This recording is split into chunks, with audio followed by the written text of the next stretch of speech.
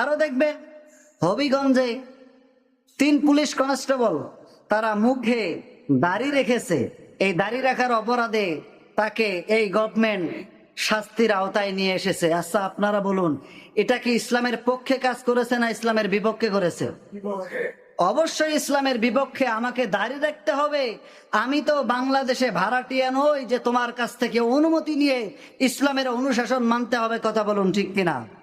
দাড়ি হচ্ছে একটি সুন্নাত, শুধু সুন্নত নয়, অধিকাংশ মুফাসসিরিন ইকরাম এটি ওয়াজিব বলেছেন। এই ওয়াজিব বিধান পালন করতে যারা বাধার সৃষ্টি করে এরা মুসলমান হতে পারে না, এরা মুনাফিক। কথা বলুন ঠিক কিনা? কোন আজব দেশ! দাড়ি রাখতে অনুমতি নেওয়া লাগবে, কিছুদিন গেলে আবার বলবে যে নামাজ পড়তে অনুমতি নেওয়া লাগবে।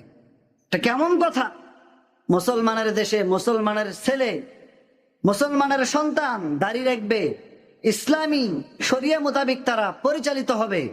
এটা তো ইসলামের সৌন্দর্য, দ্বীনের সৌন্দর্য। তাদেরকে স্বাগতম, ওয়েলকাম। এই রাষ্ট্র না জানিয়ে তাদেরকে শাস্তির আওতায় নিয়ে আসে।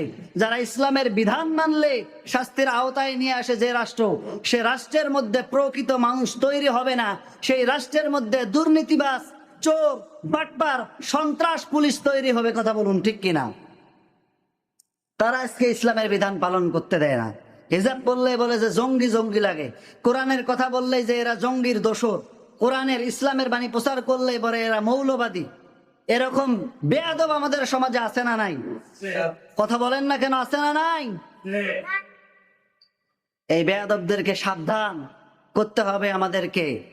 তোমার মায়েরা এই দেশের মধ্যে আর নাই যে তুমি ইসলামের বিরুদ্ধে কথা বলবা। বাংলাদেশে থাকতে হলে ইসলামকে মেনেই থাকতে হবে, না মানো নাই।